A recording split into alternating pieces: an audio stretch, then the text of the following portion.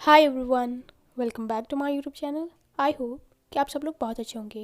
Friends, अगर आप लोग चैनल पर नए हो और आपने अभी तक चैनल को सब्सक्राइब नहीं किया है तो इसे सब्सक्राइब करके वीडियोस को लाइक कर दीजिएगा। लास्ट पार्ट में हमने देखा था कि विंग पर किसी अनजान आदमी ने हमला कर दिया था, जिसकी वजह से वो जख्मी हो गया था। रात को वांगजी का ख्याल रखने के लिए उसके कमरे में ही रुका। नेक्स्ट मॉर्निंग वांगजी 5 बजे ही उठ गया था। उसने देखा तो विंग मजे से सो रखा था। वो विंग के पास गया। उसने धीरे से उसके ऊपर से चादर हटाई और उसके इनर रोप्स को हटाकर उसके घाव को देखने लगा। शायद विंग ने नींद में मूवमेंट की होगी, जिसकी वजह से वो घाव थोड़ा सा खुल गया था और उससे खून निकल रहा था। वांगजी ने वहीं पर बैठकर विंग को फिर से स्पिरिचुअल एनर्जी देना स्टार्ट किया। आखिर वो विंग को दर्द में कैसे देख सकता है। विंग को भी वांगजी की गर्माहट महसूस हो रही थी। उसने नींद में ही वांगजी का हाथ पकड़ लिया था। वांगजी सोचता है, मैं इसे इस तरीके से स्पिरिचुअल एनर्जी कैसे दूंगा। वो विंग से अपना हाथ छुड़ाने की कोशिश कर रहा था, लेकिन विंग ने उसका हाथ टाइटली पकड़े रखा। वांगजी सॉफ्टली कहता है, विंग, मेरा हाथ छोड़ो, मैं तुम्हें स्पिरिचुअल एनर्जी ट्रांसफ़र कर रहा हूँ। लेकिन विंग ने उसका हाथ नहीं छोड़ा, बल्कि उसने और टाइटली पकड़ लिया। वो नींद में कुछ बड़बड़ा भी रहा था, जो वांगजी की समझ में तो बिल्कुल भी नहीं आया। इसी तरीके से वांगजी को विंग के साथ बैठे रहना पड़ा, क्योंकि वो उसका हाथ छोड़ ही नहीं रहा था। बैठे बैठे वांगजी बस इसी बारे में सोच रहा था कि वो किस तरीके से उस पर्सन को पकड़े। आखिर वो था कौन। विंग को भी उसके बारे में कुछ नहीं मालूम है। क्या होगा अगर उसने विंग पर दोबारा से हमला किया। क्या उसे वेन रूहान ने ही भेजा होगा, या फिर बात कुछ और है। वांगजी के दिमाग में ये सारे क्वेश्चन घूम रहे थे। बैठे बैठे कब सुबह हो गई थी उसे पता ही नहीं चला। विंग ने तो अपने ही टाइम पर आंखें खोली और उसने रियलाइज़ किया कि उसने वांगजी का हाथ टाइटली पकड़ा हुआ है। विंग ने लेजीली उसकी तरफ देखकर कहा, लॉन्जान, तुम मेरे बेड पर क्या कर रहे हो? तुम मेरे नींद में होने का फ़ायदा तो नहीं उठा रहे हो ना? वांगजी को पता है कि विंग उसे छेड़ रहा है। वो कहता है, तुम ठीक हो ना? क्या इस जख्म पर अभी भी दर्द हो रहा है? विंग ने अपना हेड शेक करके मना किया। वो कहता है, ज़्यादा नहीं हो रहा है। और फिर वो वांगजी की तरफ मुड़ गया। उसने अपने पैर सिरहाने की तरफ रखे और अपने हेड को वांगजी की थाइस में रख दिया। वो उसके चेहरे को देखकर उसके बालों से खेलने लगा। वो कहता है, लानजान, ये कितना अच्छा है ना। सुबह सुबह मुझे तुम्हारा चेहरा देखने को मिल रहा है। लगता है दिन बहुत अच्छा जाने वाला है। तभी वांगजी कहता है, तुम उठोगे तब तो दिन अच्छा जाएगा, बहुत टाइम हो गया है। लेकिन विंग उससे चिपक कर कहता है, नहीं, मुझे नहीं उठना है, मुझे ऐसे ही रहना है। तभी वांगजी कहता है, विंग, मैंने बात भी नहीं लिया है, तुमने सुबह से मेरा हाथ पकड़ के रखा है। चलो उठो, तुम भी नहा लो और खाना खाने चलो। लेकिन विंग उठ ही नहीं रहा था। वांगजी कहता है, विंग, ऐसा मत करो। तभी विंग उसकी तरफ देख कर कहता है, लानजान, क्यों ना हम साथ में नहाएं। उसने वांगजी की तरफ विंग किया। सडनली वांगजी ने उसे अपनी थाई से उठाया। वो कहता है, बकवास बंद करो, और उसके बाद वो बाथरूम की तरफ चला गया। विंग उसके पीछे पीछे आ रहा था। वो कहता है, लानसान, इसमें इतना शर्माने वाली कौन सी बात है। तुम रात भर मेरे कमरे में थे, यहाँ तक कि मेरे बेड पे बैठे हुए हो। उसने अपनी आर्म्स को फोल्ड किया। वो कहता है, क्या पता तुमने नींद में मेरे साथ कुछ किया हो, मैं तो बेहोश था ना। उसकी बात सुनकर वांगजी ने उसकी तरफ ग्लेयर किया। ये विंग क्या कह रहा है। वो कहता है, मैंने ऐसा कुछ भी नहीं किया। तभी विंग उसके सामने आ गया। वो उसकी चेस्ट पर अपने हाथ फहरा कर कहता है, सच में? क्या ग्रेट हंगुनजुन ने सच में मुझे नहीं छुआ? इस पर मैं भरोसा कैसे करूं? तभी वांगजी ने उसका हाथ पकड़ लिया। वो कहता है, विंग, इस तरीके से मस्ती मत करो। लेकिन विंग कहाँ उसकी सुनने वाला था। वो उसके और पास जाने लगा और उसने अपनी आर्म्स को वांगजी के नेक में रैप कर लिया था। वो हाइट में वांगजी से थोड़ा छोटा था, इसलिए अपने पंजों के सहारे खड़ा था। वांगजी कहता है, विंग, कोई आ जाएगा, तुम्हें हर वक्त मस्ती क्यों सूझती रहती है। विंग ने अपने चेहरे को वांगजी के नेक में रखा। वो कहता है, लानजान, क्या तुम अपने फेरोमोन्स को रिलीज़ कर सकते हो? इस पर वांगजी कहता है, तुम्हें हो क्या गया है। विंग ने अपना सिर उसके नेक में छुपा लिया था और अपना पूरा वेट भी उसके ऊपर डाल दिया था। तभी वांगजी को विंग का गर्म चेहरा अपने नेक पर महसूस हुआ। वो उसे अलग करके कहता है, विंग। उसने विंग के चेहरे को छुआ जो बहुत ज़्यादा गर्म हो रखा था। वो परेशान होकर कहता है कि तुम्हें फीवर है, लेकिन अभी तक तो तुम ठीक थे। तुम आराम करो, मैं हीलर को बुला के लाता हूँ। लेकिन विंग ने उसका हाथ पकड़ लिया। सडनली वांगजी ने महसूस किया कि विंग अपने फेरोमोन्स को रिलीज़ कर रहा है। वो अपनी लड़खड़ाती आवाज़ में कहता है, लानजान, मुझे छोड़कर मत जाओ, मेरे पास ही रहो ना। उसने वांगजी के हाथ से अपने चेहरे को छुआ। वांगजी का हाथ उससे बहुत ज़्यादा ठंडा महसूस हो रहा था। वहीं पर विंग का चेहरा वांगजी को बहुत ही ज़्यादा हॉट महसूस हो रहा था। वांगजी समझ रहा था कि वो ज़्यादा देर यहाँ पर विंग के साथ खड़ा नहीं रह सकता है। विंग अपने फेरोमोन्स रिलीज़ कर रहा था, जो कि वांगजी के लिए बिल्कुल भी सही नहीं है। वांगजी कहता है, विंग, तुम अपने फेरोमोन्स क्यों रिलीज़ कर रहे हो? मैं अभी हीलर को बुला कर लाता हूँ। तुम्हारी तबीयत ठीक नहीं है। वो जाने ही वाला था, लेकिन विंग ने उसका हाथ टाइटली पकड़े रखा। वो कहता है, लानजान, मुझे हीलर की नहीं, तुम्हारी ज़रूरत है। उसने वांगजी को हक कर लिया। वो अपने फेरोमोन्स को बहुत ज़्यादा रिलीज़ कर रहा था। तभी वांगजी ने कुछ रियलाइज़ किया। वो कहता है, विंग, क्या क्या तुम अपनी हीट में हो? लेकिन विंग ने उसकी बात का कोई भी जवाब नहीं दिया। उसे कुछ सुनाई दे तब तो वो जवाब देगा ना। अभी उसका दिमाग बिल्कुल ब्लैंक हो रखा है। अभी वो सिर्फ वांगजी से इसी तरीके से चिपके रहना चाहता है। उसके फेरोमोन्स को महसूस करना चाहता है जो उसे रिलैक्स फील करवा रहे हैं। वांगजी को नहीं समझ आ रहा था कि वो क्या करे।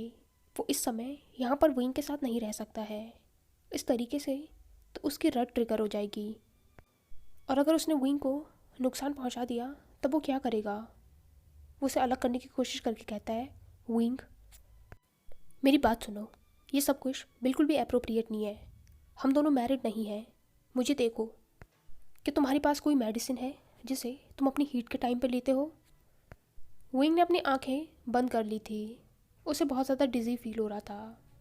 उसका अपने शरीर पर कुछ भी कंट्रोल नहीं था। उसकी बॉडी में धीरे धीरे वो पेन होने लग गया था जो उसे अपनी हीट के टाइम पर होता है। विंग की हीट बहुत ही ज़्यादा पेनफुल होती है। वांगजी ने विंग को बेड पर बिठाया और वो इधर उधर कुछ ढूंढने लगा। विंग का ध्यान उसी पर था। वो कहता है, लानजान। वांगजी कहता है, विंग, कि तुम्हारी मेडिसिन यहाँ पर है? मुझे बताओ वो कहाँ पर है, मैं तुम्हें देता हूँ। तभी विंग ने दर्द से अपना पेट पकड़ लिया। वो कहता है, लानजान, मुझे बहुत ज़्यादा दर्द हो रहा है और मुझे हॉट भी फील हो रहा है। वो अपने रोप्स को खोलने की कोशिश कर रहा था। वांगजी देखकर हैरान हो गया था। आखिर अब वो क्या करे? क्या उसे कमरे से बाहर चले जाना चाहिए? लेकिन वो विंग को ऐसे छोड़कर कैसे जा सकता है? पर अगर वो यहाँ पर रहा तो अपना कंट्रोल खो देगा। अगर उसने विंग को चोट पहुँचा दी तो वो तो पहले से ही जख्मी है। वांगजी के मन में बहुत सारे सवाल आ रहे थे। आखिर वो करे तो करे क्या? विंग ने लगभग अपने रोप्स को खोल ही दिया था। तभी वांगजी ने उसका हाथ पकड़ लिया। वो उसको कवर करके कहता है, विंग, ये तुम क्या कर रहे हो? मैं तुमसे कुछ पूछ रहा हूँ कि यहाँ पर मेडिसिन है। विंग के फेरोमोन्स में वांगजी के लिए भी रहना मुश्किल हो रहा था। वो जैसे तैसे करके खुद को कंट्रोल कर रहा था। आखिर एक बार उसके अंदर का अल्फा बाहर आ गया तो उसे रोकना बहुत मुश्किल हो जाएगा। वांगजी विंग को बेड पर बिठाकर कहता है, तुम यहीं पर रहो, मैं किसी को बुला कर लाता हूँ, यहाँ से जाना मत। वो उठकर जाने वाला था, लेकिन विंग ने उसे पीछे से टाइटली हक कर लिया। वो अपनी रुआंसी आवाज़ में कहता है, लानजान, मुझे तुम्हारे साथ रहना है। प्लीज़, मुझे बहुत ज़्यादा हॉट फील हो रहा है। तुम्हारे हाथ बहुत ज़्यादा ठंडे हैं। पूरा कमरा विंग के फेरोमोन से भर गया था। वांगजी के लिए अब वहाँ से बाहर जाना बहुत मुश्किल हो रहा था। न वो अंदर रह सकता है और ना ही वो बाहर जा सकता है। आखिर वो करे तो करे क्या?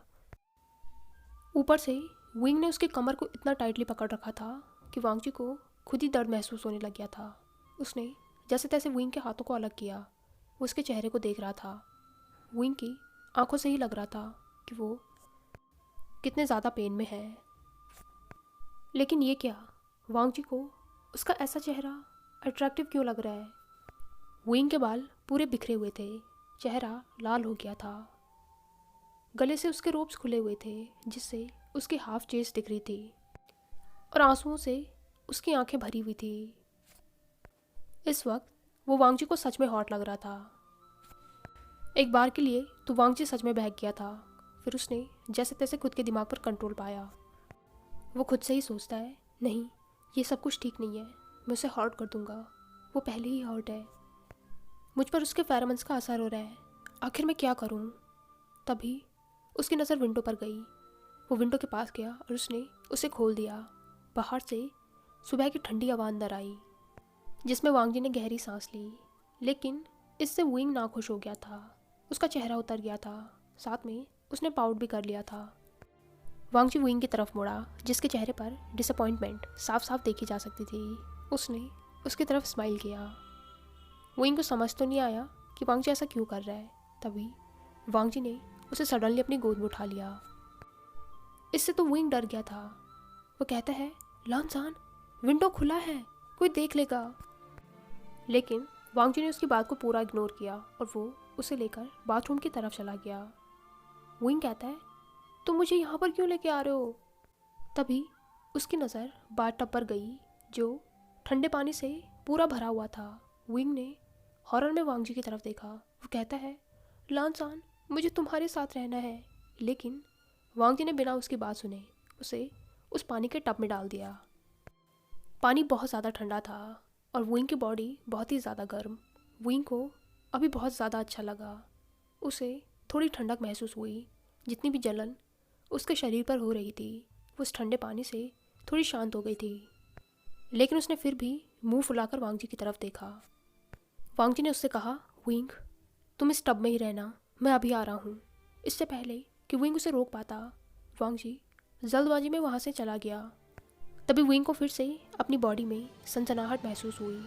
उसके पूरे शरीर में दर्द हो रहा था, इसलिए उसने खुद को उस टब में पूरा डुबो दिया। उसे वो ठंडा पानी बहुत ही ज़्यादा अच्छा महसूस हो रहा था। अभी थोड़ा थोड़ा उसका दिमाग काम करने लग गया था। अभी वो अपने होश में आ रहा था। थोड़ी देर पानी में पड़े रहने की वजह से उसके शरीर में अभी अभी जो गर्मी महसूस हो रही थी वो थोड़ी कम हो गई थी। वो खुद का चेहरा छूकर कहता है, वे फुशियान, तुम पागल हो गई हो क्या। हे भगवान, तुम ऐसा कैसे कर सकते हो। वो मुझे पॉवर्ड समझ रहा होगा। वुइंग को कुछ भी समझ में नहीं आ रहा था। वो इतनी बड़ी गलती कैसे कर सकता है। हीट में तो वो आज से पहले भी गया है, लेकिन उसके दिमाग में कभी भी ये नहीं आया कि वो किसी अल्फ़ा के साथ होगा। और जब वांगजी उसके साथ था तो वो खुद पर कंट्रोल नहीं कर पाया। और वो इस बात से भी डर गया था कि वांगजी पर उसके फेरोमोन्स का कैसा असर होता है। अगर वांगजी ने सच में अपना कंट्रोल खो दिया होता तो पता नहीं उसका क्या हाल होता। ये सोचकर ही उसके पूरे शरीर में रोंगटे खड़े हो गए थे।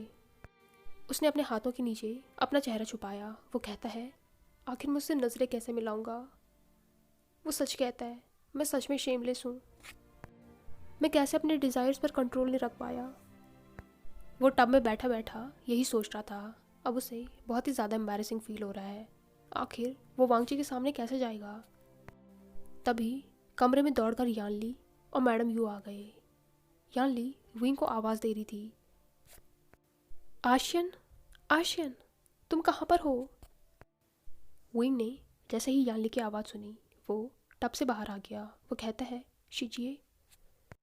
यानली ने पास में रखा टॉवल उठाया और उससे वुइंग को कवर किया। वो कहती है, तुम ठीक हो ना। मैडम यू भी उसके पास आ गई थी। वुइंग पूरा भीग रखा था। मैडम यू ने उसका चेहरा छुआ जो उस ठंडे पानी की वजह से अभी थोड़ा ठंडा लग रहा था। मैडम यू कहती है कि तुम्हारी हीट आ गई है। इस पर वुइंग ने नोट किया। मैडम यू कहती है, मेडिसिन कहाँ पर हैं। इस पर वुइंग कहता है, वो मेडिसिन शायद ख़त्म हो गई हैं।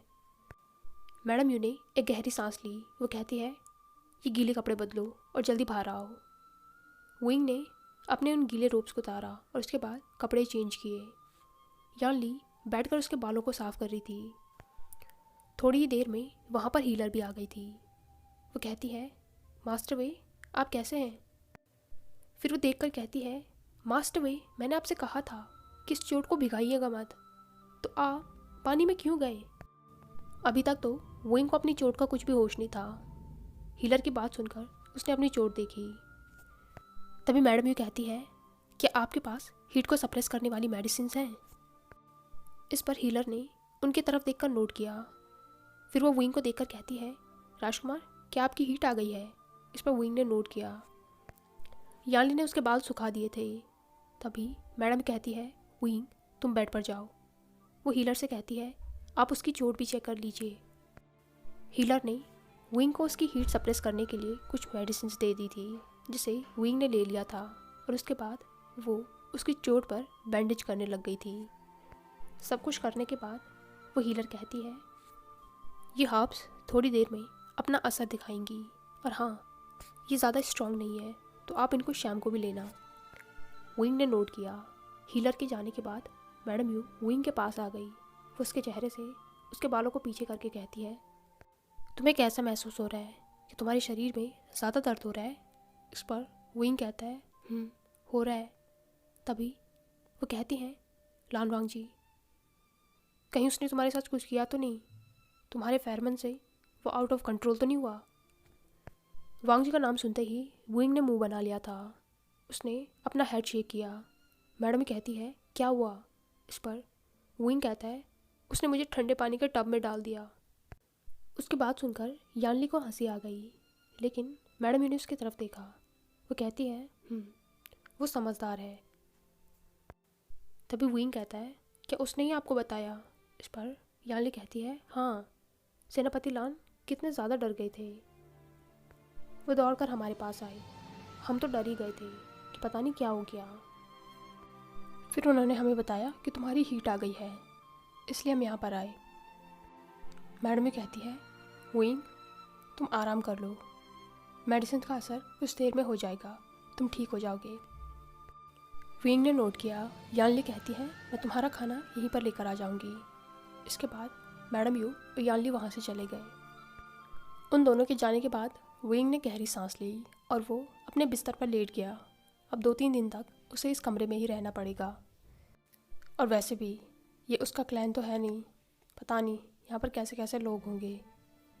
फिर वो सोचने लगा कि लानजान मुझसे तब तक मिलने नहीं आएगा जब तक मेरी हीट ओवर नहीं हो जाती।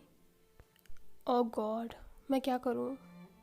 अगर लानजान ने खुद पर कंट्रोल नहीं किया होता तो बहुत बड़ी गड़बड़ हो जाती।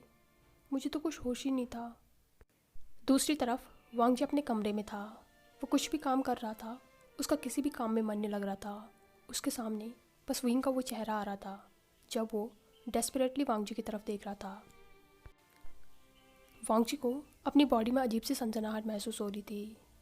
उसे ऐसा लग रहा था जैसे वुइंग ने उसे अभी भी पीछे से पकड़ रखा हो। वो अपनी बॉडी में अराउज्ड फील कर रहा था। वुइंग का वो चेहरा उसके सामने अभी भी आ रहा था। वांग जी ने अपनी आंखें टाइटली बंद की। वो सोचता है, ये मुझे क्या हो रहा है? आखिर मैं खुद पर काबू क्यों नहीं रख पा रहा हूँ? बहुत कोशिश करने के बाद भी वांग जी के दिमाग से वुइंग का चेहरा जा ही नहीं रहा था। वुइंग के बारे में सोच सोच कर उसकी बॉडी भी रिएक्ट कर रही थी। इस चीज़ से वांग जी को बहुत ही ज़्यादा एम्बैरेसिंग फील हो रहा था। आखिर वो वुइंग के बारे में ऐसे कैसे सोच सकता है? ये सब कुछ सोचना बिल्कुल भी अप्रोप्रिएट नहीं है, ये उसके रूल्स के ख़िलाफ़ है। वांग जी वहीं अपने घुटनों पर बैठ गया था और वो अपने मन में लैन क्लैन के रूल्स को रिवाइज किए जा रहा था, जिसे करने में वो बिल्कुल फेल हो गया। तभी शिजन उसके कमरे में आया। उसने देखा कि वांग जी घुटनों के बल बैठकर कुछ बड़बड़ा रहा है। वो उसके पास जाकर कहता है, वांग जी, ये तुम क्या कर रहे हो? शिजन की आवाज़ सुनकर उसने आंखें खोली, लेकिन कुछ कहा नहीं।